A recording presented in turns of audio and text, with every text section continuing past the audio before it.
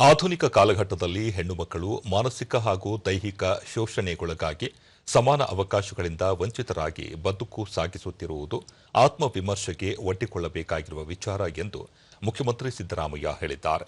ರಾಷ್ಟ್ರೀಯ ಹೆಣ್ಣು ಮಕ್ಕಳ ದಿನದ ಅಂಗವಾಗಿ ಸಾಮಾಜಿಕ ಜಾಲತಾಣದಲ್ಲಿ ಮಾಹಿತಿ ಹಂಚಿಕೊಂಡಿರುವ ಅವರು, ಹೆಣ್ಣು ಭ್ರೂಣ ಹತ್ಯೆ, ಬಾಲ್ಯ ವಿವಾಹ, ಕೌಟುಂಬಿಕ ದೌರ್ಜನ್ಯ, ವರದಕ್ಷಿಣೆ ಮುಂತಾದ ಪಿಡುಗುಗಳ ವಿರುದ್ಧ ಈಗ ಧ್ವನಿ ಎತ್ತದಿದ್ದರೆ ಮುಂದೆಂದೂ ಧ್ವನಿ ಎತ್ತಲು ಸಾಧ್ಯವಿಲ್ಲ ಎಂದು ತಿಳಿಸಿದ್ದಾರೆ.